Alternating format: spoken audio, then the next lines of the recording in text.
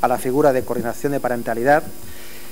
Es un honor contar hoy con la participación en esta jornada del ilustrísimo señor don Pascual Ortuño Muñoz, magistrado de la sección 12 de la Audiencia Provincial de Barcelona, especializada en Derecho de la Persona y de la Familia, ya que es pionero en dictar sentencias que han marcado jurisprudencia, recogiendo la intervención del coordinador de parentalidad como figura para lograr la necesaria normalización de las relaciones parentales. Por ello, contamos con su presencia para conocer la valoración de la experiencia de la Audiencia Provincial de Barcelona en relación a la figura de coordinación de parentalidad y el valor añadido o los aspectos positivos que haya tenido el que esta labor haya sido realizada por profesionales de la psicología. Muchísimas gracias y adelante. Pues muchísimas gracias al Colegio de Psicólogos o de Psicología, ¿no?, de la Comunitat Valenciana. Moltes gràcies per convidar-me a participar en aquesta jornada y bueno, pues procuraré exponer la experiencia después de esta larga jornada, cuando no he podido asistir porque he trabajado esta mañana en Barcelona y en consecuencia no he podido escuchar lo que han dicho los demás ponentes. Voy a procurar no ser repetitivo y voy a centrarme más bien en lo que yo he vivido como magistrado de la audiencia. Contaré también cómo se introdujo la primera vez en una sentencia el tema de la custodia compartida y sobre todo pues algunos casos, porque yo creo que es lo fundamental. Como primera reflexión es que la alta conflictividad, que es donde se dirige la coordinación de parentalidad, la alta conflictividad viene de lo que se llama en medicina la iatrogénesis, ¿no? Es decir, las enfermedades en el ámbito de la medicina que surgen del ámbito hospitalario. Entonces, generalmente la alta conflictividad nos viene de la conflictividad que surge en el ámbito de los procesos judiciales. Por eso yo creo que es importantísimo que las personas, los ciudadanos, tengan muy claro que el divorcio contencioso, como decían los juzgados en su día, como decían los juzgados de Houston, el divorcio contencioso es nocivo para la salud de los hijos. Y eso es importante saberlo. Una demanda es una declaración de guerra. ¿Sí? Mejor. Una demanda es una declaración de guerra y una declaración de guerra tiene sus consecuencias. Generalmente todas las guerras tienen los efectos colaterales y en consecuencia uno de los efectos colaterales, que son la destrucción de viviendas, la destrucción de carreteras, de puentes, de caminos, uno de ellos es precisamente es el impacto que se produce en los niños. Ayer exploraba a un niño de 11 años que no lleva 2 años sin ver a su padre y bueno, pues el tema era clarísimo, hicimos la exploración con una psicóloga del equipo psicosocial, como lo solemos hacer en la audiencia, y con la forense, con la fiscal, y era un niño muy agradable, que le gustaban los animales, que le gustaban los perros, que no quería ir con su padre porque hace 2 años se había enfadado con él porque era muy rígido a la hora de las comidas. Un padre que era ingeniero industrial y además delegado en España, una gran multinacional, y le hacía comerse toda la verdura hasta que vomitaba. Y entonces ya dejó de querer ir con su padre y la razón no era esa, evidentemente. La razón es que cuando se separaron, pactaron una guarda individual para la madre, de facto, pero posteriormente él pensó lo que pensó por los bienes, que era mejor una custodia compartida, además en el mismo domicilio. Había un interés también en lo del domicilio, en el mismo domicilio, y ahí empezaron a venir todos los problemas. La realidad actual es que con una custodia compartida que lleva pues 3 o 4 años de proceso, el hijo mayor que ya es mayor de edad, pues no se habla con su padre y probablemente no se hablará jamás. Y el pequeño, que ahora tiene 11 años, pues también tiene una reacción de un niño que no es el culpable, ni mucho menos, ¿no? Han pasado cosas en su vida. Entonces, en primer lugar, es el conflicto de lealtades. Cuando al niño le dije yo en un momento determinado, si le daría una oportunidad nueva a su padre, porque yo tengo ahí un borrador grande de borrar padres, pero el niño no lo veía muy claro. Le dije, hombre, pero tú le darías una oportunidad a tu padre.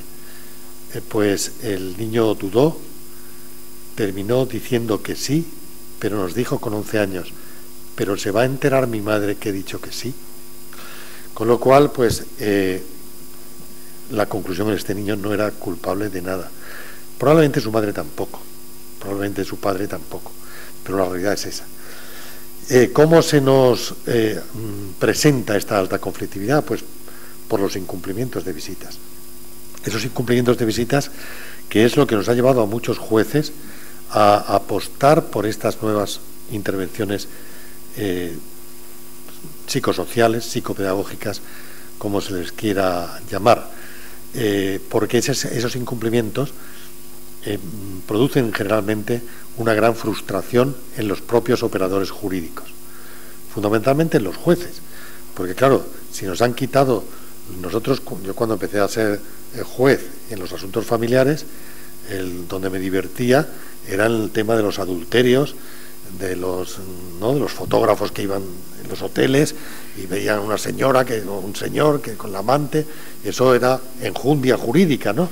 Pero eso nos lo han quitado. Ahora resulta que uno se puede divorciar cuando le dé la gana, porque le dé la gana, y entonces pues no tenemos prácticamente nada que hacer, nada más que ordenar el régimen de visitas y poco menos. Pues lo demás pues es igual que si dos hermanos liquidan una herencia, y si luego no nos hacen caso, un mocoso de 10 años, pues entonces ¿qué hacemos nosotros? Apaga y vámonos, ¿no? Entonces es una gran frustración, y es también una gran frustración para los abogados, porque los abogados han hecho lo que han podido, peleando en nombre de su cliente en los juzgados, un buen régimen de visitas, unas pensiones para su cliente satisfactorias, etcétera, y terminan el pleito, cobran sus honorarios, terminan el pleito en la apelación, cobran sus honorarios, pero tienen el grave problema de que el viernes por la tarde pues su cliente le llama diciendo que el niño o la niña no se quiere ir con él, y ese abogado que se va a tomar las cervezas o la horchata con sus amigos, resulta que no sabe qué hacer, porque ¿a dónde acude? Antes se acudía a la Guardia Civil o a la policía, pero ahora eso se ha despenalizado, y va al juzgado, y en el juzgado pues hacemos otro expediente, otros 100 folios, llamamos, pero al final generalmente esas relaciones en un porcentaje muy alto terminan. Luego tenemos también problemas con el régimen de visitas asistido, que son los puntos de encuentro. Los puntos de encuentro nacieron con muy buena voluntad, los copiamos de Francia, los copiamos mal. En Francia, cuando aquí pusimos el primero, allí tenían más de 500, y tenían había incluso, el primero que visité fue en Béziers, cerca de Montpellier, y el punto de encuentro era hasta de fin de semana, o sea, los padres pernoctaban allí, e incluso pues hacían la comida, hacían excursiones, hacían actividades. Aquí hemos sufrido los puntos de encuentro iniciales que tenían esa función, sufrimos el tsunami de la violencia de género. Se ha tomado como centro de cumplimiento de condenas en casos de violencia de género, que algunas veces en violencia de género tiene que ser así, pero claro, al mezclar todo y además no proveer de personal suficiente, de instalaciones suficientes, de metodologías suficientes, pues nos encontramos con las barbaridades que pasan, por ejemplo, en Cataluña, donde el protocolo aprobado de los puntos de encuentro prohíbe totalmente utilizar técnicas de mediación en el punto de encuentro. Entonces, el punto de encuentro se convierte exclusivamente en un centro de cumplimiento de condenas, ¿no? Y además de eso hay, sí, veces los intercambios, hay algunos que son que funcionan, pero hay otros que nos vienen con la hoja de defunción. se han cumplido 18 meses en Cataluña, 2 años, no sé dónde, es imposible, bueno, porque a lo mejor hay patologías determinadas y hay que hacer bueno, pues aquí se ha terminado. Luego las relaciones paternofiliares en casos de violencia doméstica están desasistidos esos niños. Esos niños, y yo digo más, y esas mujeres víctimas de violencia de género. Porque cuando hay una violencia de género evidente, hay una violencia de género formal, digamos, que realmente que adquiere una gravedad suficiente como para que la mujer se vea desempoderada, padezca miedo, padezca, bueno, pues el rigor de la ley penal y el ampliar la prohibición de relación con los hijos del maltratador, yo la aplaudo, y además la Audiencia de Barcelona fue la primera que dijo, oiga, aunque el niño no haya presenciado, la niña, la violencia, solo de ver a su madre sufrir porque ha sido la víctima ella, es causa suficiente.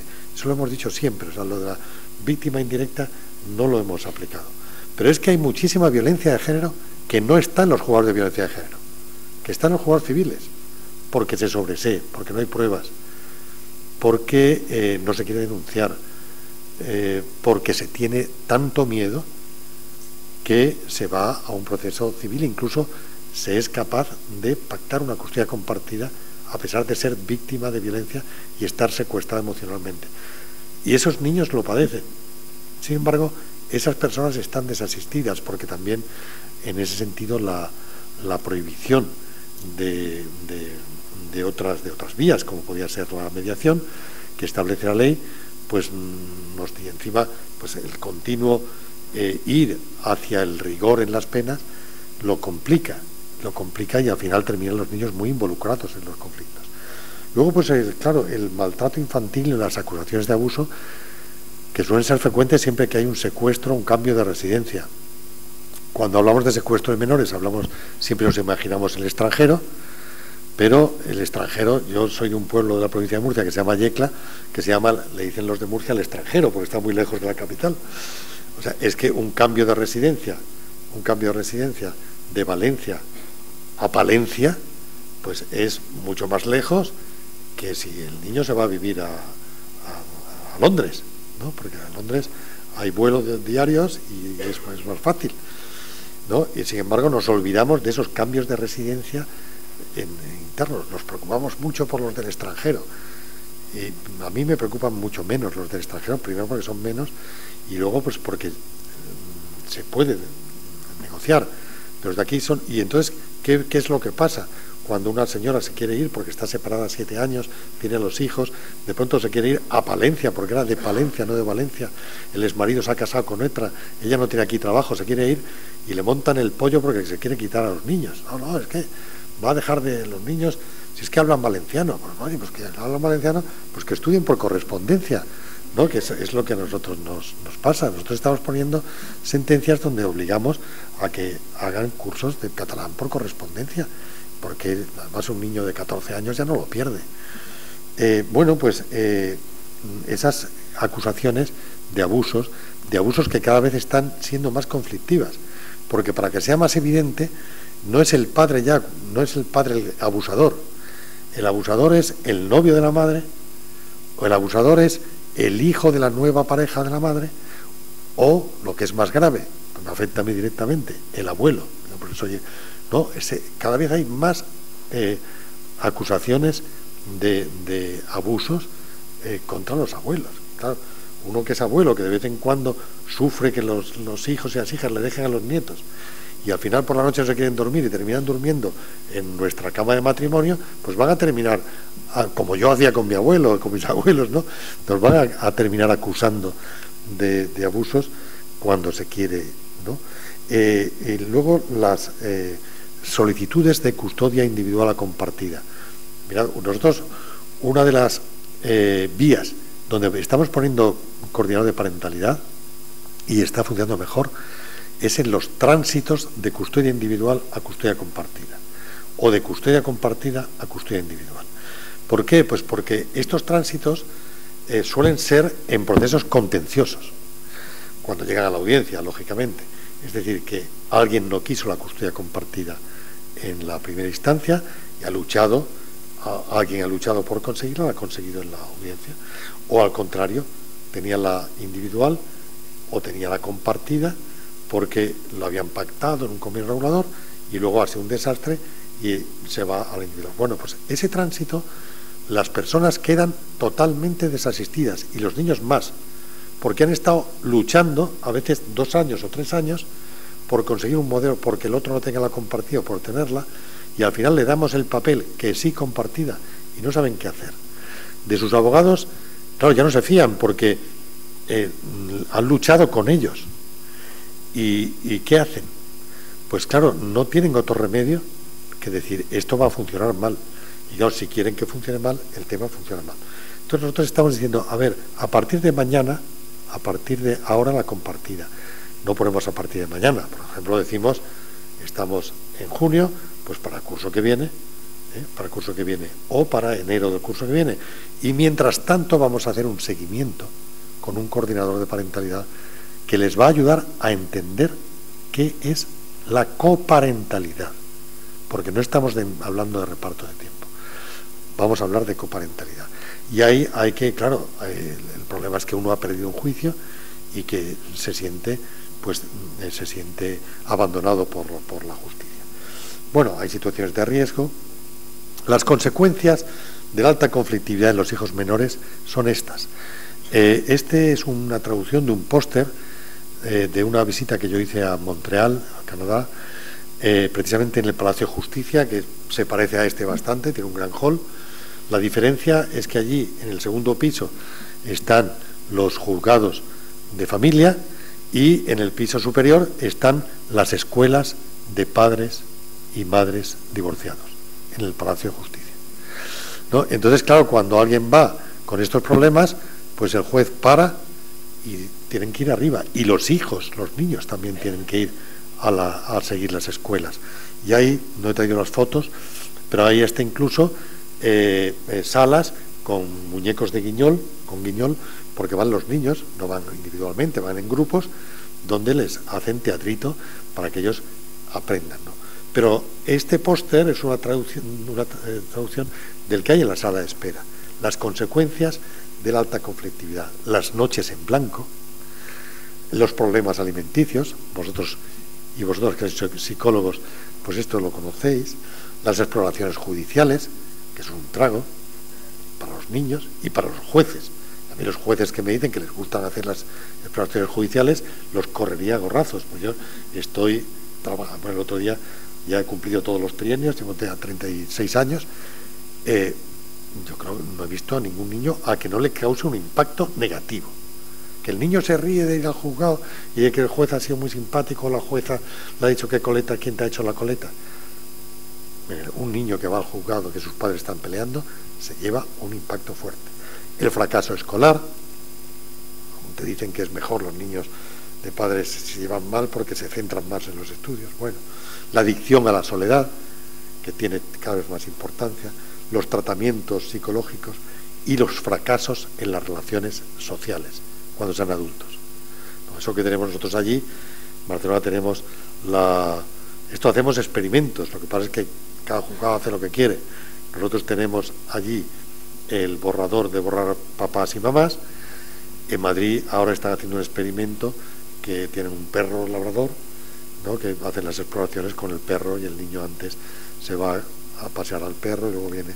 Pero bueno, aun cuando se haga así, lo mejor es que los niños no vayan al juzgado. El papel de los juzgados y tribunales es que nosotros tenemos no solamente que decir en un papel muy bonito y citando 40 folios de sentencias que no sirven para nada porque nadie se las lee, ni los jueces ni las partes, y si alguien se las lee no las entiende. El papel de los tribunales es que no solamente poner el régimen de estancias, el cómo va a funcionar la familia con los hijos después de la ruptura, sino además garantizar que eso se cumple. Y eso se nos ha olvidado, al legislador nuestro se le ha olvidado totalmente. A nuestros jueces, nosotros también nos hemos olvidado. Nosotros hemos cumplido con la sentencia y ya está. Y el artículo 8 del Convenio Europeo de Derechos Humanos establece que es obligación de los Estados garantizar la efectiva relación de los niños con las dos estirpes. Con las dos estirpes. Y que se deben garantizar. Luego veremos la jurisprudencia que hay condenando a los Estados. Todavía no se ha condenado a España porque no ha habido ningún abogado valiente que haya presentado un recurso, pero se ha condenado a Italia, se ha condenado a Alemania, se ha condenado a Suiza, en fin, se ha condenado a Rumanía, se ha condenado a Italia, pero es que el artículo 18.2 no nos hace falta que el tratado dice que las sentencias se han de cumplir. Lo que pasa es que en el tema de visitas, pues parece que mira, si el niño de que hablo ayer, del padre ingeniero, lleva 2 años yendo todos los fines de semana que le tocan al colegio, a la puerta del colegio. Allí va con unos testigos y al niño le dice: Gerard, ¿te quieres venir con papá? Y el Gerard dice: no, pues adiós. Y lleva 2 años haciendo eso. Entonces, claro, a este hombre, que es un ingeniero, nadie le ha cogido, ¿no? Y le ha dado su merecido, pero su merecido habría que ver cómo se le da ese merecido, ¿no? Aparte de que hay personalidades narcisistas que hay que reconocer que en su vida se llevarán bien con los hijos y que a lo mejor es mejor cuanto antes rompan con los padres, ¿no? Pero ese será, según dice la estadística, porque aquí tampoco hacemos estadísticas. Todos los psicólogos nos dicen muchas estadísticas, pero todas son norteamericanas, australianas y tal. Ya va siendo hora que hagamos estadísticas aquí. Es que para hacer estadísticas, esta mañana hemos recibido del Consejo del Poder Judicial una requisitoria que le han autorizado a no sé quién para que haga un trabajo, pero el seguimiento de qué pasa con esas familias realmente aquí no se hace. Bien, esto es lo que tenemos. Estas son la jurisprudencia del Tribunal Europeo de Derechos Humanos. Os pasaré una... yo he escrito varias cosas que tenéis en Internet, la mayoría de ellas libre. Hay, concretamente sobre coordinación de parentalidad, pues uno de los primeros artículos en el año 2013-14, y recientemente en la revista Sepin he escrito un artículo con todas estas cosas que os estoy diciendo, que además pues os lo puedo pasar para un poco porque veáis, digo porque no hace falta. Entonces, la pregunta es: ¿por qué la coordinación de parentalidad? ¿Por qué la coordinación de parentalidad? ¿Por qué nos ha llegado? Ya he hablado de la frustración. Y lo primero que nos preguntamos es: ¿cómo se reacciona ante la alta conflictividad en los casos de ruptura? ¿Y qué efecto tienen los hijos? Este es el mensaje que tenemos que ir preconizando. ¿Qué es lo que pasa con la alta conflictividad? ¿Qué consecuencias tiene desde el punto de vista psicológico, desde el punto de vista social, no ahora, sino a lo largo de toda la vida? ¿Y qué es lo que estamos haciendo? Porque claro, de esta reflexión saldrán las soluciones y saldrá que esta institución pueda prosperar con los miedos consecuentes, ¿no? Hay un porcentaje de casos superior al 15%, y eso sí lo tenemos demostrado con estadísticas en los Juegos de Barcelona, que las relaciones de los hijos con los padres se interrumpen. No es que tengan problemas, sino que se quedan interrumpidas. La actividad judicial es muy poco eficaz. Generalmente los incumplimientos son impunes. Yo conocemos el caso de la señora Juana Rivas, que estaba en Cagliari, y porque, bueno, aquello aquí es del extranjero, se arma el follón, y la han metido a la cárcel, la van a meter y tal. Pero aquí no se conoce ningún caso de esos, y lo prohíbe la ley, la desobediencia, las multas. ¿Cuántas multas se ponen? Me ponen a mí más multas en un mes de tráfico, ¿no?, que en toda España en multas a madres o padres por no cumplir las visitas. Lo dijo el legislador, pero la multa tampoco va a ningún sitio. El que no tiene dinero no las paga. Si las pone el juez de primera instancia, las audiencias les da pena y se las quitan. Y el que tiene mucho dinero, pues le da igual. Pues pago, pues mira. Luego la alta conflictividad tiene a veces causas en adicciones, en anomalías conductuales, en patologías, en violencia, en personalidades extrañas y hace falta una actuación coordinada. Entonces, claro, lo que pasa es que la coordinación de parentalidad, donde funciona, está consiguiendo muchos éxitos. Pero lo que nos hemos dado cuenta, y esto ha sido a lo largo de 5 o 6 años o más que llevamos en la Audiencia de Barcelona poniendo coordinaciones de parentalidad, viendo fracasos y viendo también éxitos, lo que nos hemos dado cuenta es que tenemos que ir a un tribunal de familia diferente. Tenemos que ir a un tribunal de familia que trabaje en equipo. No que tenga un equipo psicosocial, sino que trabaje en equipo. ¿Con quién? Pues mira, el Tribunal de Familia de Londres, que es único para todo Londres. Por ahí se empieza. No porque sean 8 juzgados de familia en Valencia, 12 en Barcelona, que cada uno hace una cosa, que cada uno tiene una burocracia. No, tribunales de familia únicos, donde haya especialistas y donde se trabaje para el futuro, no para el pasado. A mí qué me importa si en el pasado se funcionó de una manera, se funcionó de otra, si el papá se portó bien, si se portó mal, ¿no?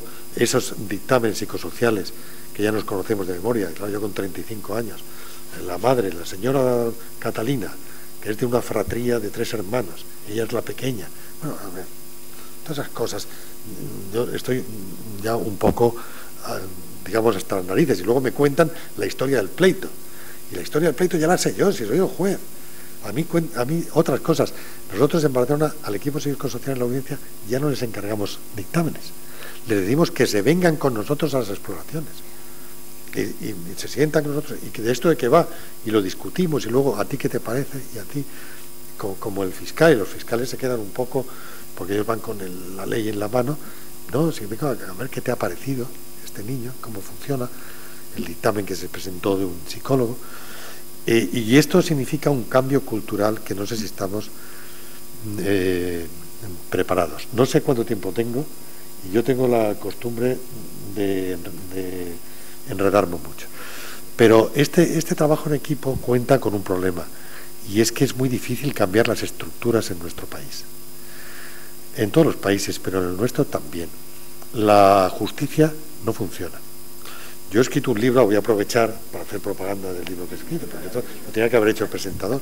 He escrito un libro que se llama Justicia sin jueces, que lo tenéis, bueno, se agotó la primera edición en 2 meses, está por ahí la segunda viene agotándose, pero está, vosotros que sois psicólogos y que trabajáis, está en versión electrónica, baratísimo, o sea que nos lo regalaría a todos, ¿no? Con la ventaja además de que tiene más de 300 links gratuitos, que con la versión electrónica accedéis directamente. Con el papel no, porque tenéis que poner todas las letritas y eso es un follón.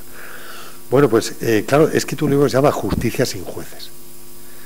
Y he dicho que a lo mejor nos tenemos que plantear si queremos de verdad que el ciudadano sienta que se hace justicia con sus problemas, es prescindir de los jueces, prescindir del sistema de justicia que tenemos ahora, cambiar de mentalidad, ¿no?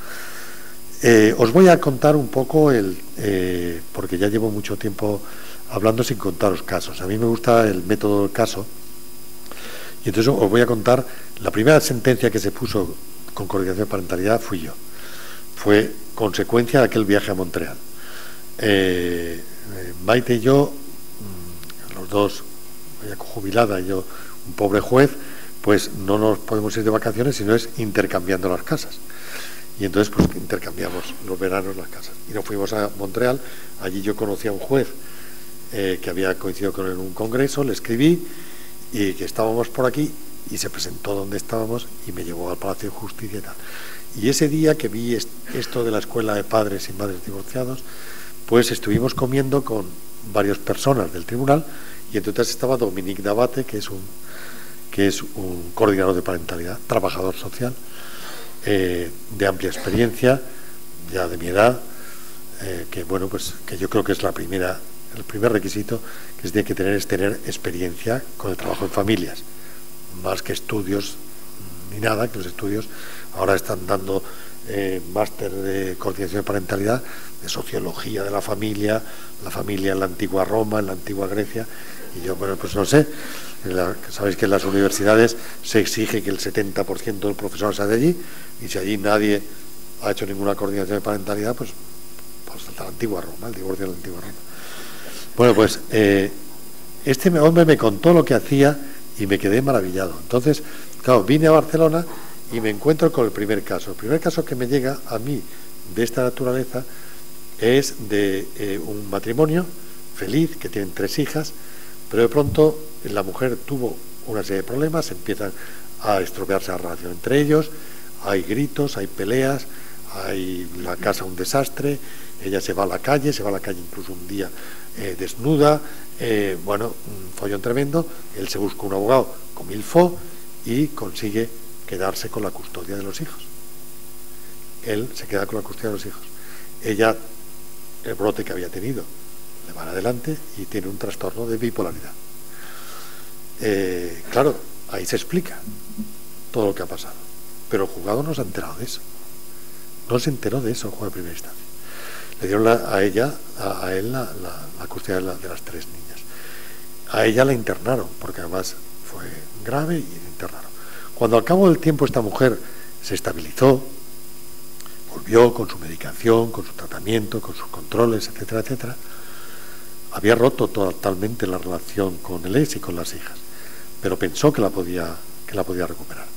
Y pues pidió, esta mujer tenía una pensión, pidió un abogado, bueno, pues lo primero que hay que hacer es ir a por las hijas. Fueron por las hijas, el marido le armó el follón, tal y cual, otro follón judicial, proceso de modificación de medidas para que le pongan. Ella no quería tampoco, pero el abogado dijo, no, tú pide la custodia porque te han suplantado como madre, que eso se dice mucho, te han suplantado como, pues claro, pues si está esta madre. Él encontró a una señora que yo le llamo Blancanieves, porque claro, una señora irse a vivir con un señor que tiene 3 hijas, pues tiene que ser muy buena persona, ¿no? Yo le llamo Blancanieves, pues las niñas se quedaron maravilladas, acostumbradas a su madre que les gritaba, pues las niñas estaban encantadas y hasta yo ya le decían mamá y tal. Pero bueno, pues es natural que sea mamá. Las mamás adoptivas también se dicen mamás, y los niños saben que tienen una mamá biológica, otra adoptiva. Bueno, pues claro, el juez del Prat de Llobregat, con toda esta historia, no le dio visitas ni siquiera a esa mujer, y recurrieron a la audiencia. Y resulta que me tocó a mí la ponencia, y cuando vi la ponencia, porque pedían unas pruebas, vi de qué se trataba, me acordé de lo de Canadá. Digo, oye, pues igual aquí esto pudiera funcionar, porque claro, aquí yo, de momento, intuitivamente, veo que si esta mujer ha estado mal, yo tengo un sobrino que ha tenido trastorno de bipolaridad y se mantiene su doctorado y tiene su familia, pues oye, ¿por qué no? Pero bueno, también de aquello casero, ¿no? O sea, porque tenía yo mi experiencia y vamos a ver. Y entonces acordamos como medida cautelar, ya, porque teníamos mucho retraso, dentro de 2 años, ¿qué va a pasar, no? Acordamos como medida cautelar una custodia compartida. Problema, ¿a quién designamos como para que ejerza esta función? Porque claro, no hay coordinadores de parentalidad, perdón, me estoy refiriendo, vamos a la coordinación de parentalidad, he hablado de custodia compartida, coordinación de parentalidad. Y entonces, bueno, pues no se me ocurre otra cosa que había visto en los informes que en el Ayuntamiento del Prat de Llobregat había trabajado con esta familia originariamente una trabajadora social que había hecho un plan de familia, había trabajado con ellos un montón de veces antes del fracaso. Y dije, pues esta señora probablemente lo puede hacer, pues tiene experiencia, conoce a la familia. Os digo entre comillas o entre paréntesis que ahora en las metodologías de coordinación de parentalidad, la primera regla es que el coordinador de parentalidad no tiene que saber nada de la familia. Y yo digo, ¿pero eso quién lo dice? ¿Han hecho alguna coordinación de parentalidad? Porque esta señora sí sabía y fue el primer éxito. Claro, es que cuando se hacen reglas sin saber, sin haber hecho nada, vamos a hacer un poco de experiencia, ¿no? Entonces, a lo mejor tienen razón, porque yo no entiendo de esto, pero a ver, aquí lo que pasa es que sí cometimos un error, y es que pusimos la resolución y le llegó a la madre, le llegó antes que a la susodicha coordinadora de parentalidad, de tal manera que esta madre se fue corriendo al ayuntamiento a preguntar dónde estaba el despacho de la coordinadora de parentalidad. Allí alucinaron cuando vieron tal y cual. Pues esta señora dijo: ¿a mí? ¿Pero por qué? Y de la audiencia. Pero alguien también me conocía allí, porque, bueno, alguna charla con trabajadores sociales y tal había ido, y entonces me llamaron por teléfono. Y yo hablé con ella, le dije: oye, perdona, no, veréis que luego en la metodología, ya voy adelantando, es al contrario, hemos corregido. Cuando nombramos un coordinador de parentalidad, lo llamamos y a las familias se lo presentamos el juez. El juez le dice: este es el coordinador de parentalidad que va a trabajar conmigo, que va a ser auxiliar mío, para trabajar en vuestro caso, ¿no? Lo cual, pues, es también otro apunte que hemos conseguido a partir del tiempo, porque definitivamente vengo a hablar de mi experiencia. Bueno, a esta mujer le gustó la idea, porque conocía a la familia y tal. Efectivamente, no pasaron más de 3 meses que se produjo el primer encuentro con esta señora. ¿Cómo fue? A ver, yo luego hablé con ella un poco por cómo se ha conseguido esto, cómo se ha conseguido. Y la verdad es que la primera regla es haciendo un correcto análisis del problema. Lo que llamamos nosotros en mediación, llamamos un mapa del conflicto. Claro, si hacemos el mapa del conflicto, sabemos qué intereses hay, sabemos qué posiciones tienen las partes. Claro, las posiciones aquí, ¿cuáles son? Ella loca porque le den por ver a su hija, y rabiosa porque le habían perdido el juicio, etcétera, etcétera. Y el marido, pues, porque esta señora que le ha arruinado la vida y a sus hijas y a la que la ha enderezado, pues quiere volver otra vez. Y esas son las posiciones que el juez se enteró. Pero no eran esas las necesidades de estas personas eran otras. Las necesidades de él, por supuesto, era también que había conseguido la pacificación con sus hijas, mantener esa pacificación de ella, volver a tener la relación con la hija. Y los dos tenían un interés clarísimo común. Los dos, obviamente, participaban de una misma finalidad. Los dos querían mucho a sus hijas. Y lo que había que hacer era... Pero el mapa de conflicto es mucho más...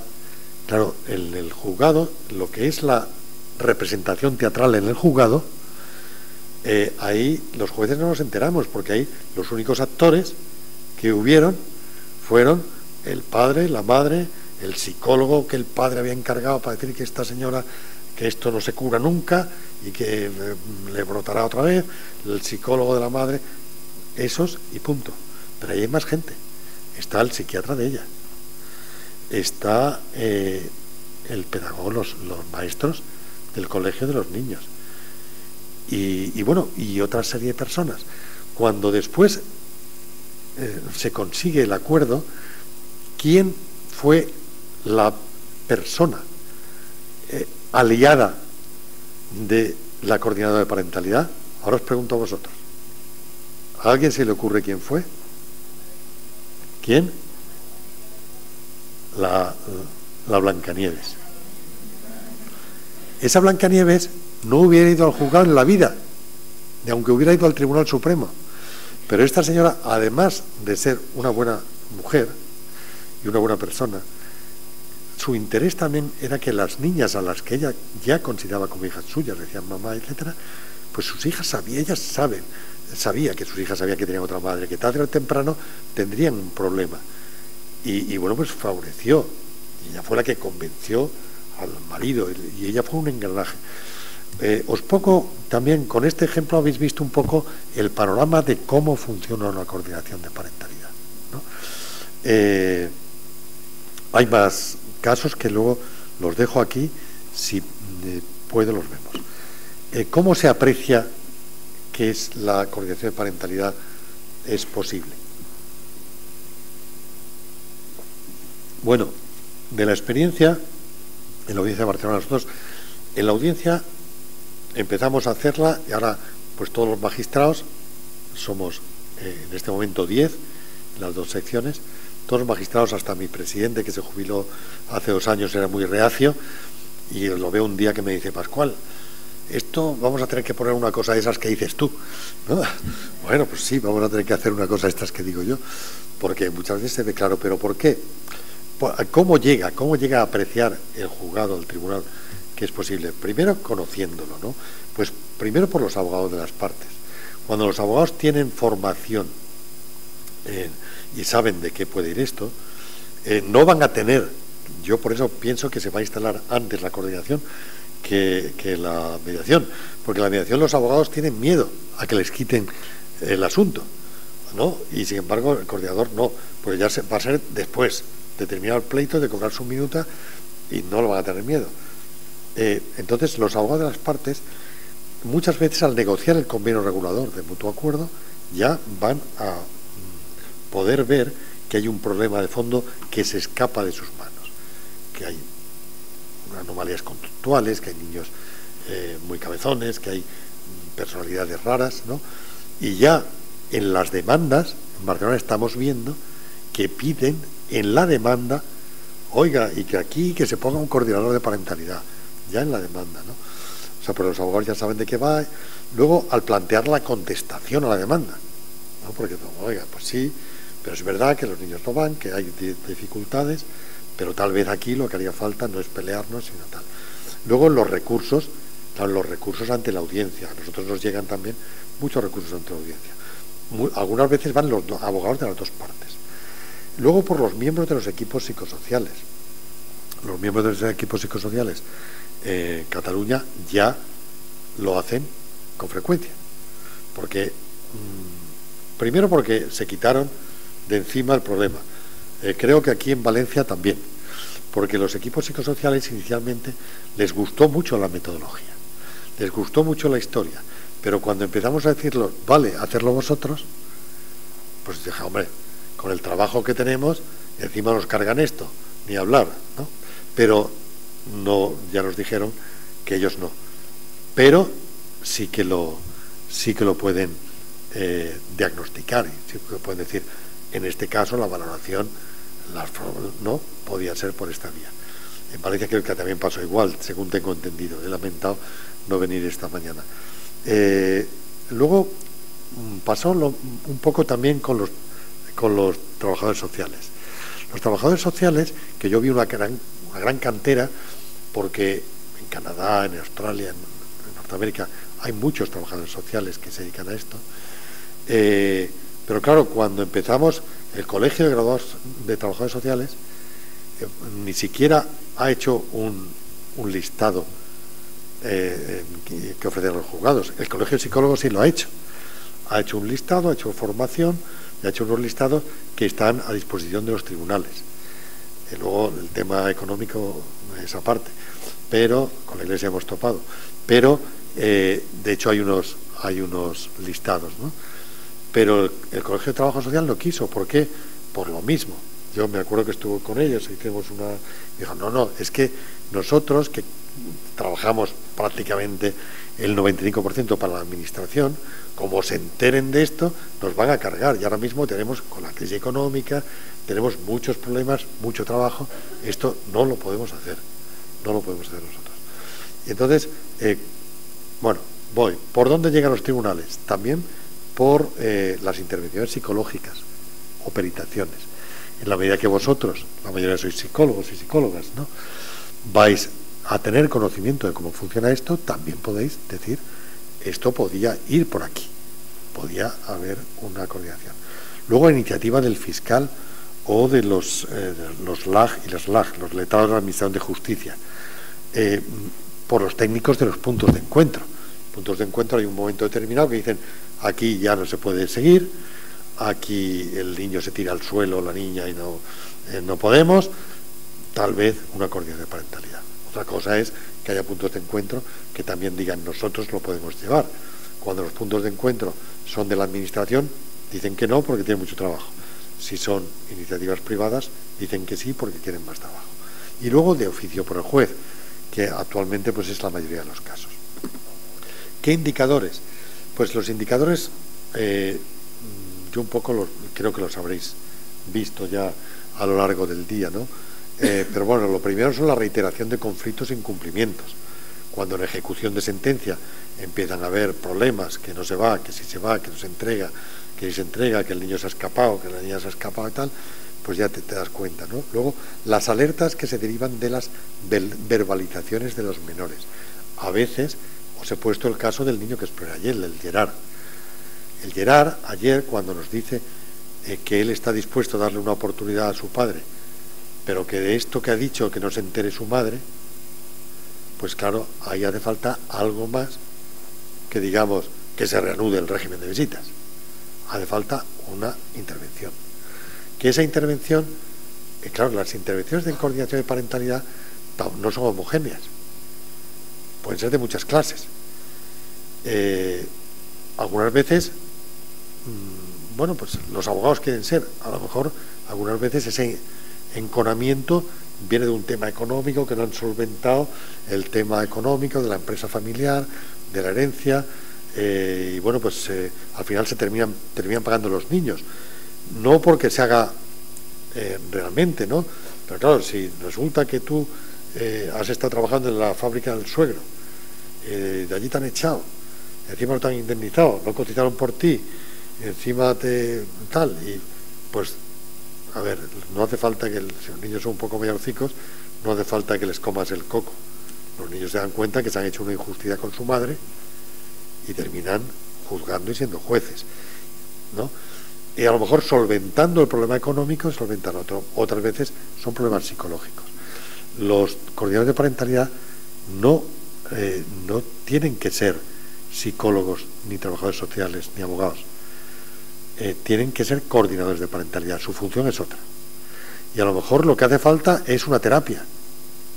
Pues el coordinador de parentalidad tendrá que decirlo y que coordinar esa terapia. Por ejemplo, de poner a los padres. En el caso este que os he dicho del niño Gerard, tenemos la semana que viene la vista con los padres. Y en la vista con los padres les vamos a proponer, aparte de leer la cartilla, les vamos a proponer que vayan al coordinador de parentalidad y que con el coordinador de parentalidad elijan un psicólogo que trabaje con el niño. Que es lo que estamos haciendo también, abro un paréntesis, con las periciales psicológicas.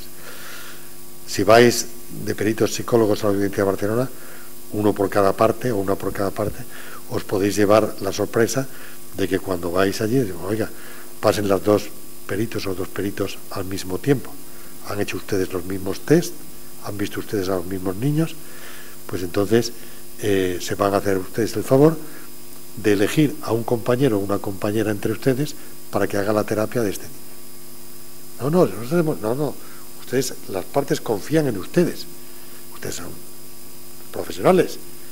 Aquí, luego pónganse ustedes de acuerdo. Pues estamos funcionando así. Y es una forma también de encauzar, porque a veces los psicólogos y las psicólogas, perdonad, porque a veces generalizamos, y esto me imagino si estáis aquí, ninguno de vosotros es así, pero yo a veces pongo el psicólogo asesor del abogado de la parte actora, porque no es un psicólogo que intervenga como tal psicólogo, sino que ha hecho muchas veces un trabajo a medida de lo que, a veces, por supuesto, ninguno de vosotros, y que quede muy claro y salvando todas las distancias.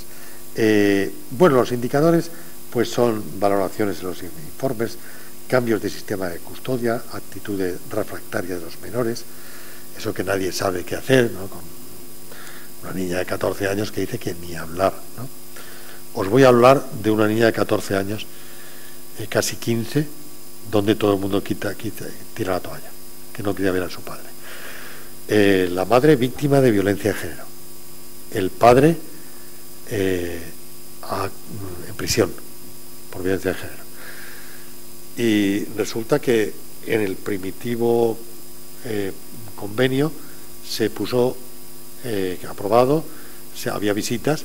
Entonces la madre, en previsión de que va a salir el padre de la prisión, pone una modificación de medidas para que se acuerde que la hija no vea al padre, porque la hija no quiere ver al padre, porque lo que le hizo a la madre y encima en prisión y llevan tanto tiempo y tal y cual.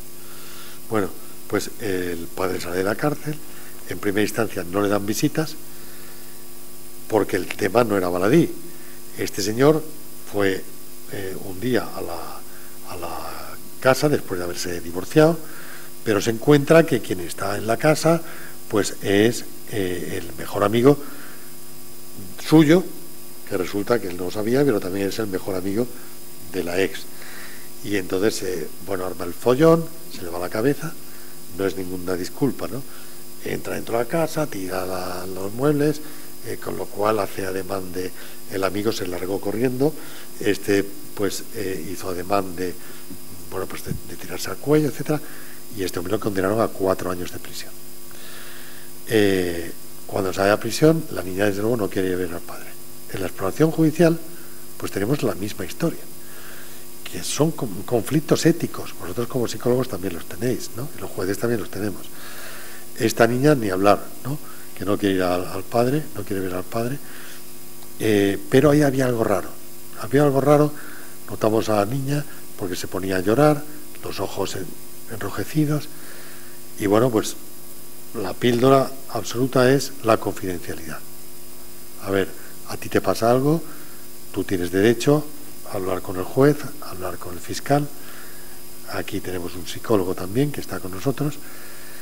Yo lo que sí te puedo garantizar como juez es que si tienes algo que decir, que no quieres que se enteren o que quieres que se quede aquí en las 4 paredes, no lo puedes decir.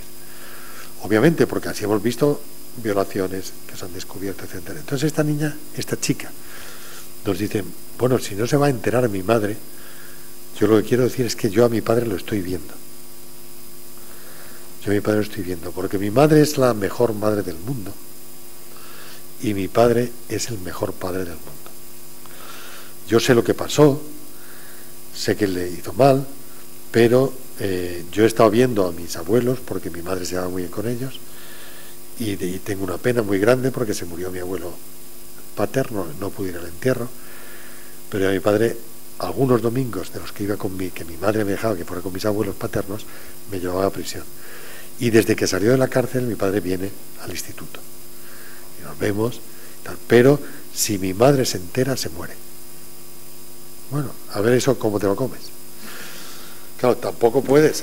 Hemos dado a la chica, ¿no? ¿Cómo comes eso? ¿Cómo lo articulas en una sentencia? Que se pongan de acuerdo en un mediador, diciendo que sí, que se vean. La madre no va a entender, porque si no sabe lo de la niña, eso no lo va a entender si no es después de un proceso muy largo. Entonces, pues ponemos un coordinador de parentalidad. Y ponemos un coordinador de parentalidad para que se entreviste con uno, con otro, para que vea que hace falta una terapia, para que prepare a la madre, para que prepare a la hija, para que prepare al padre, para que pueda establecerse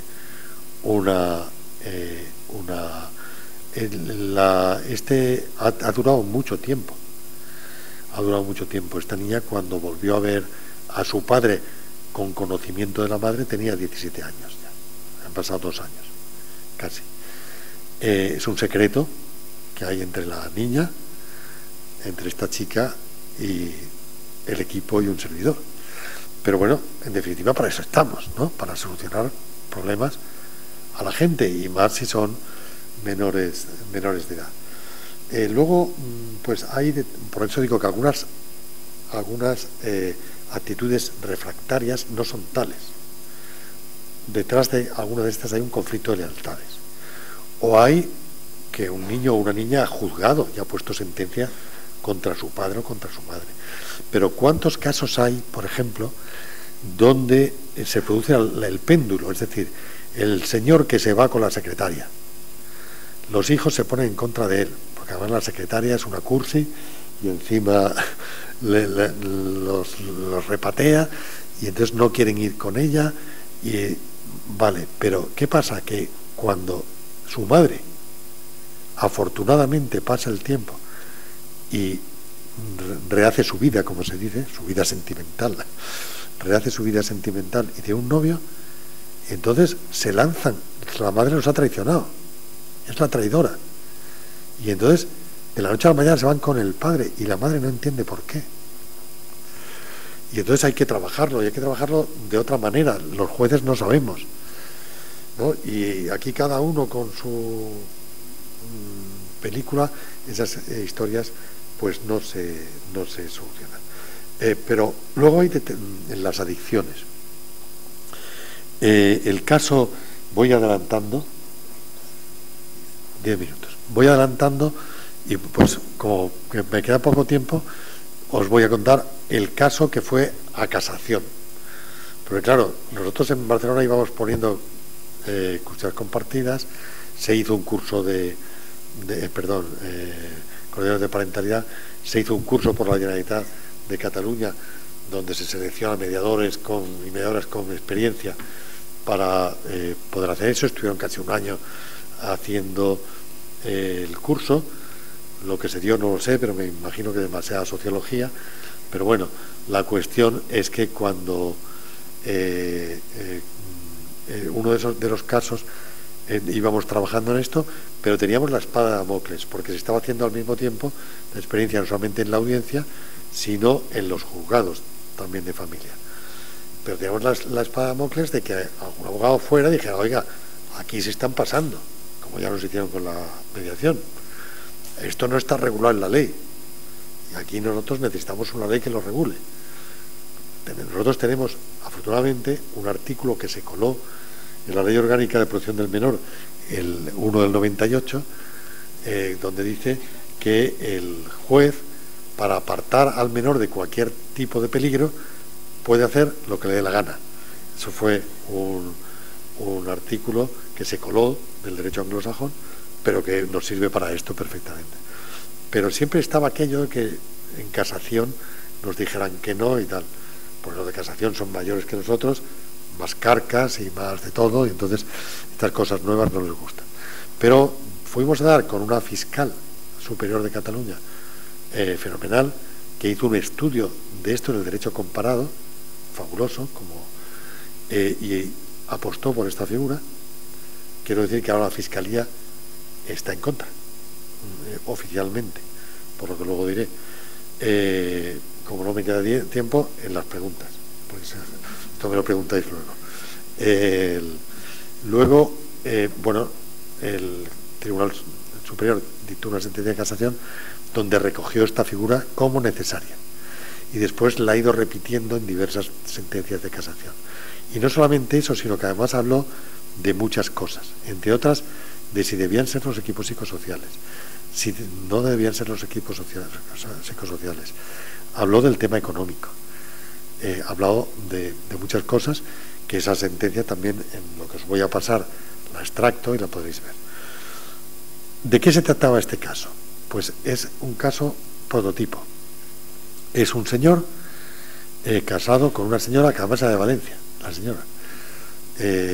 Un señor que todos teóricamente le tenemos envidia a todos, porque es de profesión rentista. Rentistas son esos señores que heredaron de sus padres varios edificios, en Valencia también, en los Marqués del Turia, en la calle Lauria, tal, edificios que son de un señor huertano que en su día trabajó mucho en estos edificios, pero que el hijo se ha encontrado con unas rentas de 25 o 30.000 euros mensuales sin hacer nada. Y este señor, pues claro, todos estos señores tienen, además, como siempre hay excepciones, ¿no?, pero tienen costumbre y aficiones a señoras despampanantes y tal. Pero esta es una valenciana, fallera mayor, una valenciana. Pecó de un problema, que esta señora, además de ser muy guapa y muy tal, era muy lista. Y entonces pues ella puso su negocio también, al amparo de él, desde luego. Pero este señor siguió con su afición, tuvo 3 hijos, y este señor su afición con las señoras despampanantes. Y para eso, pues como tenía dinero, pues hacía el alcohol, la cocaína, tal. Y llegó un momento determinado en que era absolutamente imposible que se llevaran los hijos. Y efectivamente esta mujer ya estaban divorciados, pero dijo que este no se llevaba a los hijos. Y hubo un pleito de modificación de medidas donde este hombre llevó a los mejores igual que de abogados son los samuráis, pues llegó a los mejores especialistas, psiquiatras, se trajo del extranjero, hasta del cono sudamericano, que hay fantásticos, pero hay otros. Bueno, no le pusieron visitas en primera instancia y recurrió a la audiencia. En la audiencia nos encontramos con que convocamos vista, porque claro, nos dan el follón por todos lados, y nos llevan más psiquiatras, más psicólogos, y a decirnos, especialistas mundiales en temas de cocaína, de adicciones, a decirnos que este señor, nada de nada, limpio como una patena, que además el alcohol, alguna fiesta familiar.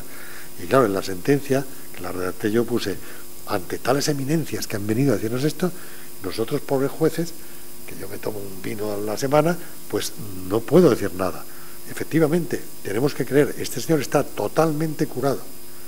Pero eso que lo decimos para que él esté tranquilo, y los profesionales que han venido, que han hecho una brillante labor, que les felicitamos, pero quienes no se lo creen son los hijos ni la exmujer, porque han padecido muchas situaciones de estas, que probablemente se las habrán imaginado, pero habrá que hacer algo, como aquel día que este hombre se llevó a los hijos a un hotel de lujo, a la Costa Brava, y les dijo, a ver, yo no os voy a dar más el follón.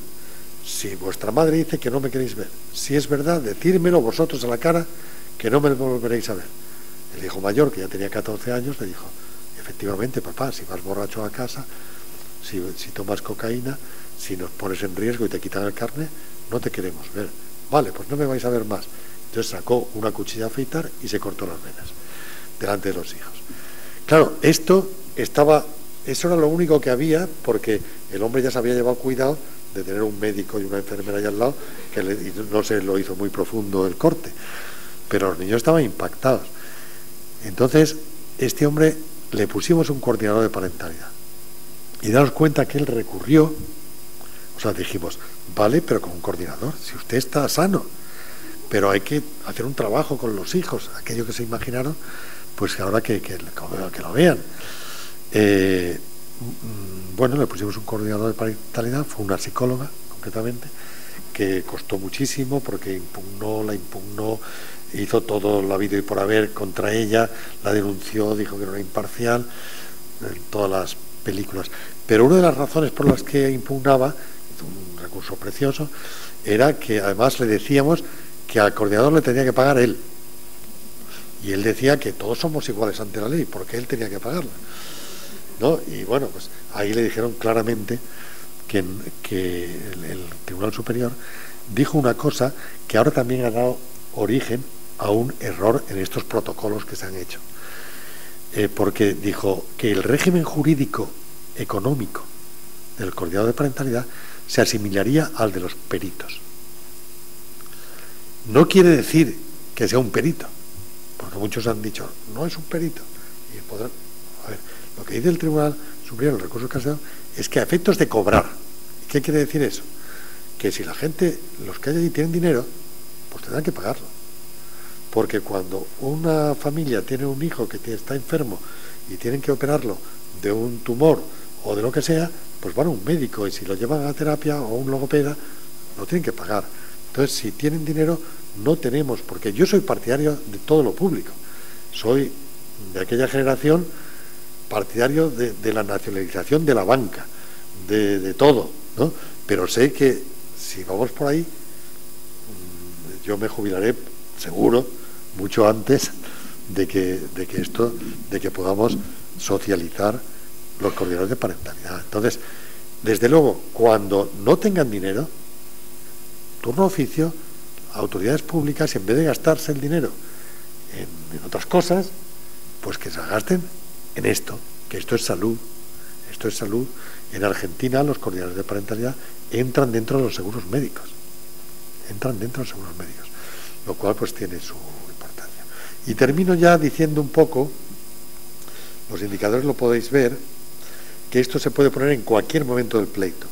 Al principio, en ejecución de medidas, en sentencia, en comparecencias de jurisdicción voluntaria, en expedientes de desamparo. El protocolo de intervención judicial, que nosotros después de habernos equivocado, porque con este señor nos equivocamos, y con el abogado también. Mirad cómo hacemos ahora. El protocolo que hacemos es, se adopta la decisión, es decir, el juez dice, me lo ha dicho el psicólogo, el equipo, me he dado cuenta yo y tal, aquí sería factible un coordinador de parentalidad. Primero, traslado a los abogados, ¿qué os parece a vosotros? Con lo cual estamos entrando a los abogados. Hay una trampa, como todavía no hemos puesto la sentencia, todos los abogados nos dicen, hombre, todo lo mejor para los niños, ¿no? Todavía no hemos tenido ninguno que diga que no. Entonces los convocamos, y los convocamos con los clientes para que elijan coordinador de parentalidad, si tienen dinero, y si no, pues los ponemos del listado de tal, de cual, si no, primero lo eligen ellos, si no, pues del turno oficio. Pero ya cuando está designado, le decimos, este señor va a ser el coordinador de parentalidad que me va a informar a mí como juez. Ustedes tendrán con él un ámbito confidencial, pero si ustedes no colaboran, me lo va a decir y tomaremos las medidas correspondientes, ¿no? Y después, ¿están ustedes de acuerdo? Y normalmente, pues hasta ahora no hay ningún caso que hayan dicho que no. Y después el coordinador de parentalidad trabaja con ellos, se hace su composición, obviamente habla con el juez, coordina con el juez y con los abogados.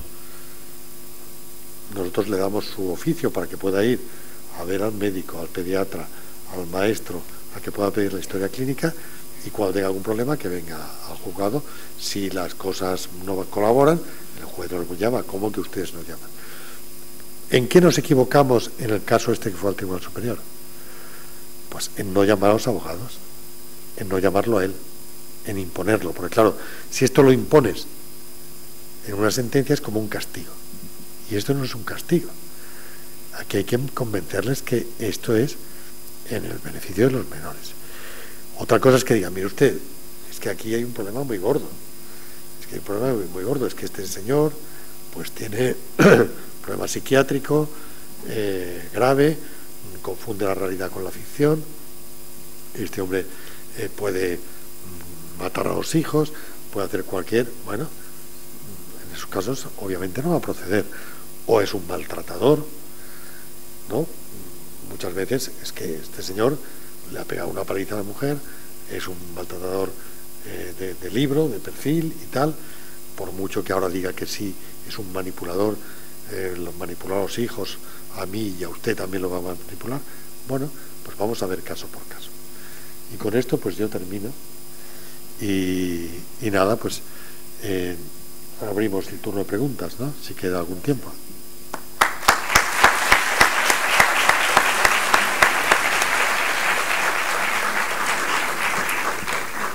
Pues muchas gracias. Muchas gracias. Muchísimas gracias. ¿Preguntas?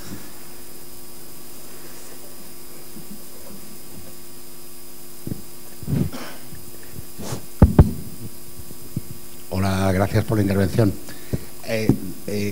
Estoy observando que la perspectiva de trabajo desde los juzgados de Barcelona que tenéis, o de Cataluña, que tenéis mucha más experiencia, es de una colaboración directa y una implicación del juez en todo esto. Esto aquí no se está dando, y ahora te pondré un ejemplo, si caso, porque es bastante flagrante cómo no se está dando, al menos en mi caso. El tema es que no estaría mal, quizá, que los jueces con más experiencia en este tema pudieran mandar una circular nacional, incluso con ese tipo de errores cometidos, para que no se vuelvan a repetir quizá a nivel judicial, de alguna manera que hubiera alguna intercomunicación en este sentido para no repetir los mismos errores. Te comento un caso muy brevemente, aunque es un poco complicado. Pero el tema es que tengo unos progenitores que uno de ellos hace 17 meses que no ve a su niña de 6 meses. Como el servicio de punto de encuentro familiar tiene una lista de espera para visitas supervisadas, que es lo que pone la sentencia, de 1 año y medio, pues me propongo que lo primero lo que se tiene que trabajar es intentar esa reunión familiar y observar si se conserva el apego, todo esto. Lo monto en el despacho particular, ortopédicamente, saliendo la madre, porque este es el que no quiere comunicarse, ¿sabes? Entonces, monto esa reagrupación familiar, se constata efectivamente que la menor conserva el apego con el padre, se le tira a los brazos, tiene una buena relación. El padre tiene ya una visita supervisada conmigo, 2 visitas en inicios supervisadas, pero luego libres, donde no hay ningún problema en realidad entre la niña y el padre. Mando un escrito al juzgado pidiendo que cambie directamente la modalidad de visitas supervisadas por la modalidad de intercambio, para la que no hay lista de espera, y el juzgado me dice que no, que como en la sentencia, aunque yo justifico y hago ver que esa necesidad de supervisión era para ese primer contacto, para los primeros 2 o 3 contactos, después de una larga ausencia de 17 meses del padre, que es totalmente ineficaz poner un plazo de 1 año y medio para que puedan utilizar el servicio muy adecuado del punto de encuentro, pero me dice el juzgado que como en la sentencia o acuerdo pone visitas supervisadas... Mira, no hace falta que me digas más. Disculpa, porque tú tienes un caso, pero yo superviso las sentencias de todos los jueces de familia de la provincia de Barcelona, Madre incluida Igualada. Y además he sido director de la Escuela Judicial Española. Y entonces, a ver, esto de la coordinación de parentalidad, desde el año 2014 estamos haciendo cursos de formación para jueces. Lo hemos llevado a la Escuela Judicial. Pero ¿qué pasa? Que, en primer lugar, nos falla el sistema. No olvides que yo he escrito un libro, bueno, aprovecho para decirlo, que se llama Justicia sin jueces. Me lo voy a comprar. Tener en cuenta que aquí tenemos un sistema de oposición absolutamente centrado en aprenderse los temas de memoria. Yo fui director de la Escuela Judicial 3 años, a los 3 años salí por piernas, dimití, porque le sentó mal que dijera que las únicas 2 profesiones en el mundo donde se accede aprendiéndose de memoria y la recitado de temas son los jueces españoles y los imanes de Irak, ¿no? Y le sentó mal, pero es así. Entonces, claro, ¿qué es lo que pasa? No tenemos los jueces, ¿cómo aprendemos? Aprendemos a base de práctica. Y cuando llegamos a los juzgados, pues vamos con miedo. Te digo, yo he sido director de escuela, a mí me llaman muchísimos compañeros de los primeros, antes fui profesor, o sea, yo tengo en la escuela 7 años entre profesor y director, y me llaman muchísimos jueces jóvenes que están por la labor, pero cuando llegan a un juzgado que está atascado, que además llevan civil y penal, que además llevan las hipotecas, que es lo importante, que además nos están poniendo módulos, que además nos están poniendo tal, que además nos separan al letrado de la Administración de Justicia, que lo han subido de categoría, y entonces el letrado es el que ve esos escritos, no el juez. El juez ni lo ve, ¿no? Y entonces, claro, cuando queremos tener, por ejemplo, si en Valencia hay una vacante en la audiencia provincial, tiene prioridad cualquier juez de primera instancia más antiguo que uno que lleve en un juzgado de familia 15 años. Y el juez está haciendo hipotecario, pero como no se reconoce la jurisdicción civil, entonces yo ya he tirado la toalla a mi edad. Entonces, ¿qué te digo? El otro día asistí a una reunión que me convocaron sobre la ética de la acción, y es que hemos llegado a un momento en la vida en el que cada uno tenemos que intentar hacer bien lo que hacemos, pero no somos responsables. Bueno, las votaciones aquí, afortunadamente, pues no hago propaganda de mi libro ahora, pero sí sé que tenéis la ministra de Justicia, yo Gabriela Bravo, que cuando yo estaba director de la escuela, ella estaba de vocal en el Consejo de Poder Judicial, y sé que es una persona absolutamente sensible a todos estos temas, como muchos fiscales, como muchos jueces de familia, magistrados de la audiencia, que están por la labor, que tienen más experiencia. Pero claro, Valencia pasa igual que Barcelona, que tiene muchísimos pueblecitos pequeños, que hay jueces que no tienen experiencia y que van muy cargados de trabajo. Yo lo que os digo es que estamos haciendo cursos de jueces que están muy interesados, y que el problema es que a mí me dicen: Pascual, me has convencido, pero es que he puesto lo de coordinación de parentalidad y no hay. Juez de Moncada me dice: he puesto un coordinador de parentalidad de estos que tú me dices, me pide a mí el modelo. Dice: pero es que ahora, ¿dónde lo pido? Al Boperito, al Colegio de Psicólogos de 2 vías. Pero en todo caso, muy agradecido por tomaros el interés y todo eso, que no parezca una crítica a los jueces, pero que realmente hay cosas que se caen por su propio peso. A los jueces no, hay que criticar al sistema. O al sistema, efectivamente, al sistema. La rigidez del sistema hace que cosas evidentemente lógicas y muy recomendables, pues ni siquiera prosperen. Tú date cuenta que los jueces ingleses, en el Tribunal Supremo inglés, no puede ningún juez, ningún magistrado, los lores estos, ningún juez puede trabajar en temas de familia si no es especialista en familia. En Inglaterra. Bueno, por eso se quieren ir de aquí.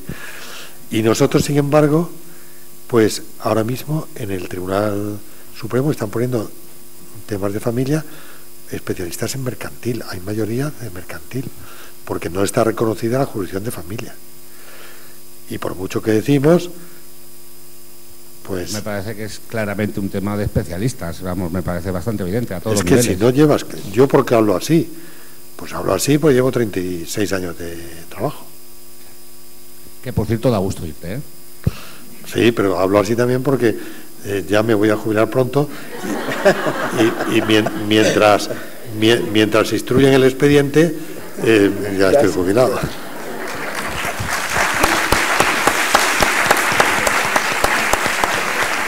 Tenemos tiempo para una pregunta más. Pregunta. Ahí.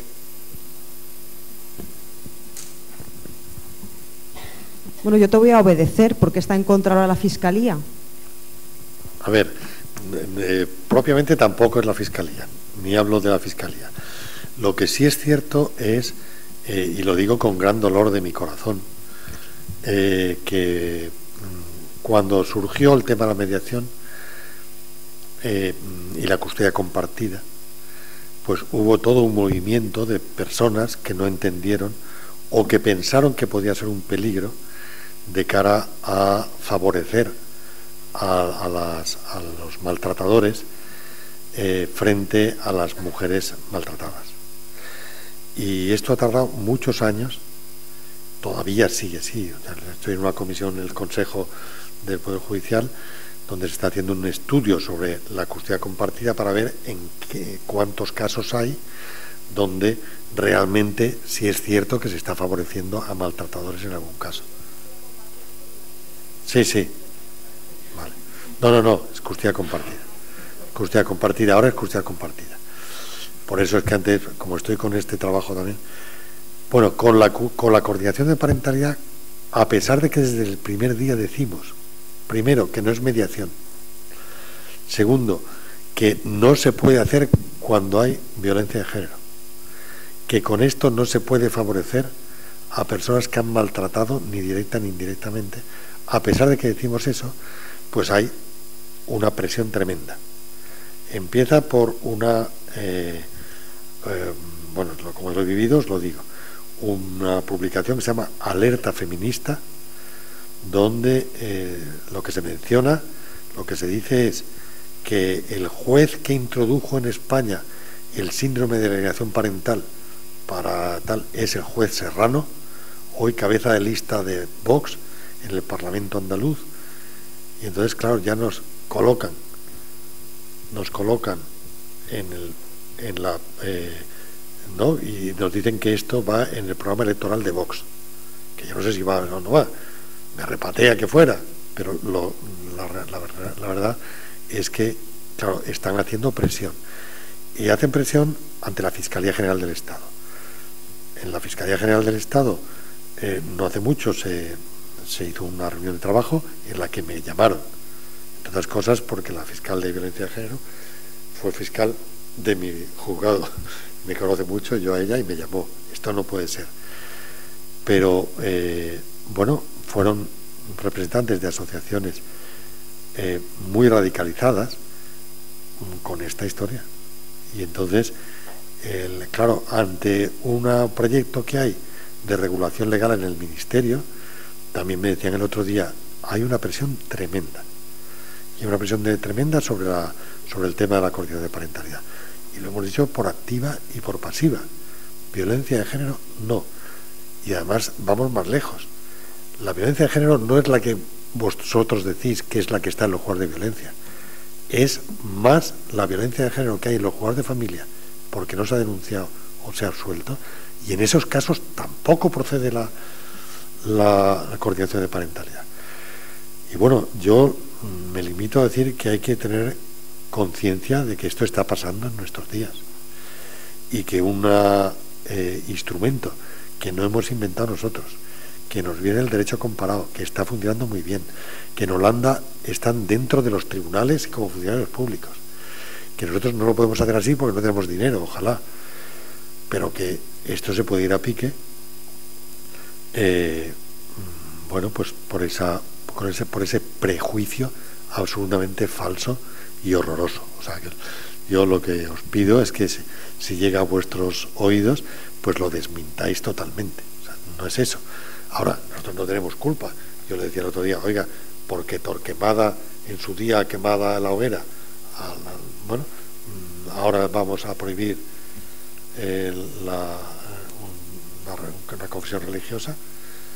Evidentemente no. O sea, yo no puedo decir que en un partido político no pongan esto o no se apropien de esta idea, con fines que probablemente no sean los mismos que yo, pero de ahí no nos asimilen a todos. No tengo nada que ver.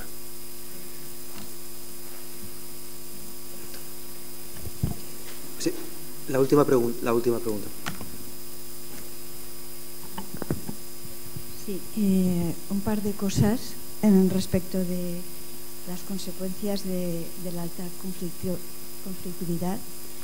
No te oigo, acércate más. Sí, ¿se oye ahora? Ahora sí. Ah, vale. ¿Ahora? Sí. Vale, pues dos puntualizaciones respecto de las consecuencias de la alta conflictualidad, que me parece muy bien poner el acento en el conflicto más que en la separación, claro. Entonces, una era que, bueno, yo más como psicoterapeuta de niños he encontrado que también hay trastornos psicosomáticos. En algunos casos, cuando, por ejemplo, a veces hay cambios entre ir a casa del padre o de la madre, en fin, ocurren pues vómitos, problemas de trastornos digestivos, bueno, esas cosas. Y luego otra, en el cartel que ha sacado, que está muy bien, pero yo más que como consecuencia poner los tratamientos psicológicos pondría pues los problemas emocionales o trastornos psíquicos, bueno, porque creo que lo hemos comentado esta compañera y yo, que bueno, que quizás el problema no es que haya un tratamiento, sino que haya un problema, un trastorno emocional, no sé. Sí. Y me parece que, bueno, lo corregiré porque no quería en absoluto minusvalorar la tarea de los psicólogos. Lo que sí es verdad es que hay niños que, bueno, pues a una determinada, me parece que en un congreso de psicología jurídica había una ponencia donde un niño había sido, tenía informes, me parece que era de 32 psicólogos. Entonces a eso es a lo que me refería.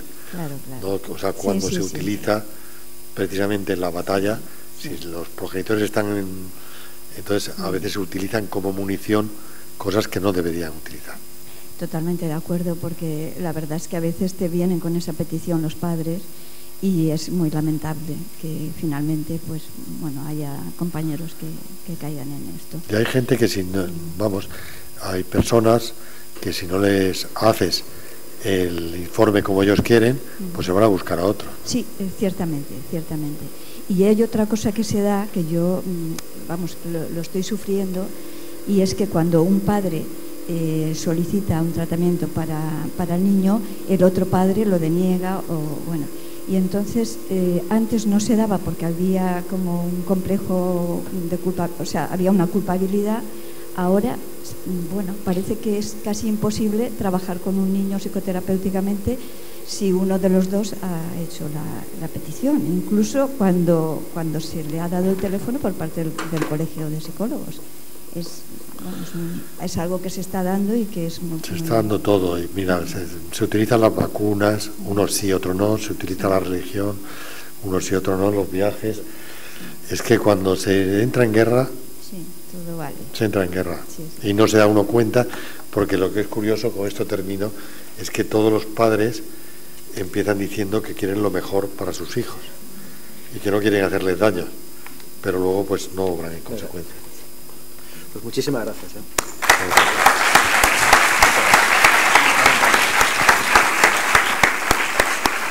Aquí procedemos a la clausura.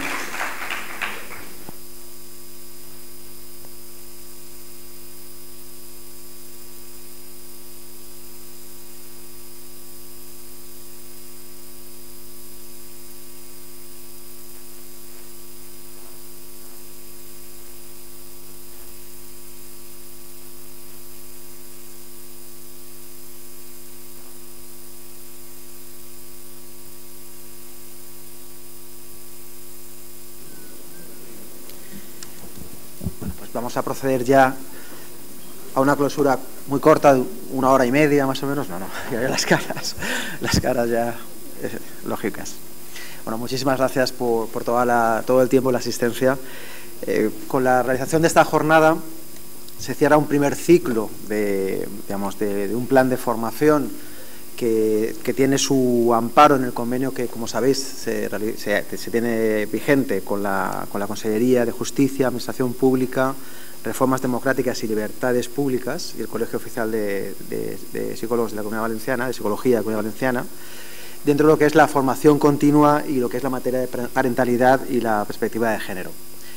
Yo creo que esta jornada ha tenido una gran relevancia. Esta mañana, con el respaldo institucional de la consellera, también hemos tenido al decano del Colegio Oficial de Psicólogos, de Psicología de la Comunidad Valenciana, y también a Pedro Luis Viguer, que es el magistrado juez decano en funciones de los juzgados de Valencia.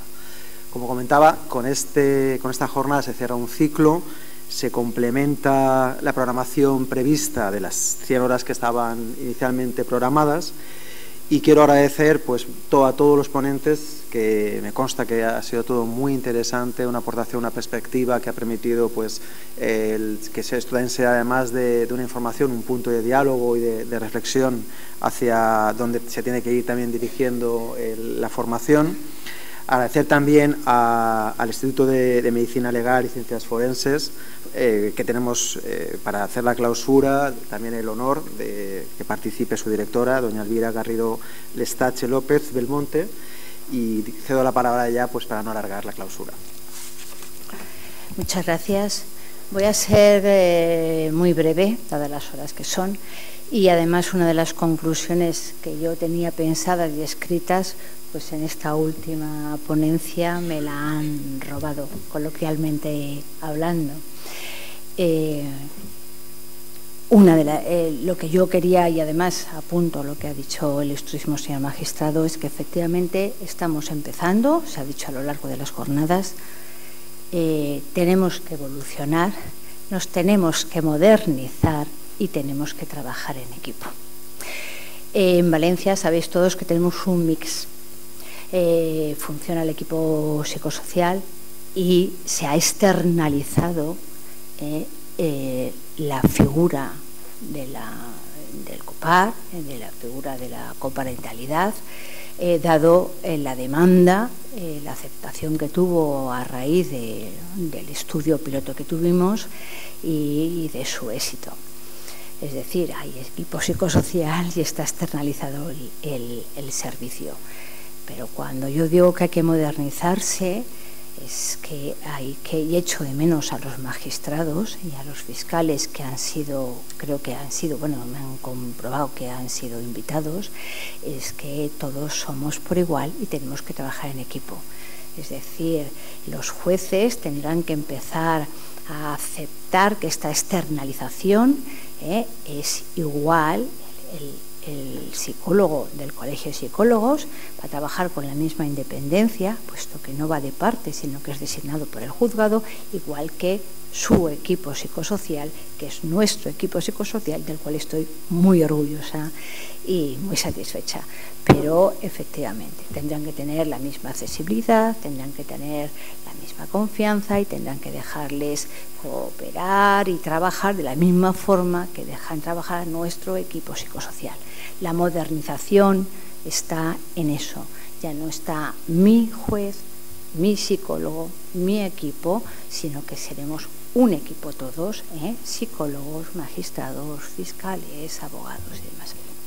Yo ahora agradezco que me hayan dado la oportunidad de clausurar estas jornadas. Gracias a ello no he tenido la tentación de irme a trabajar, con lo cual he aguantado hasta el final. Creo que han sido una jornada magnífica. Ahora tenemos la oportunidad de tener a un juez de familia como decano de los jueces de Valencia y en él nos apoyaremos para promocionar esta figura con independencia del compromiso de la consellera de esta mañana, que entre nosotros no sé cómo lo vamos a hacer, pero se ha comprometido públicamente a extender, expandir esta figura a nivel provincial. Que el magistrado de Moncada no sepa dónde acudir será porque a lo mejor no lo hemos difundido lo suficientemente bien. Efectivamente, los equipos psicosociales, el de la zona de Moncada, no realiza este tipo de intervención, pero sí que puede acudir al Colegio de Psicólogos. Agradecerles el interés y su asistencia, y con esto, que no hay preguntas, doy por clausurada la jornada.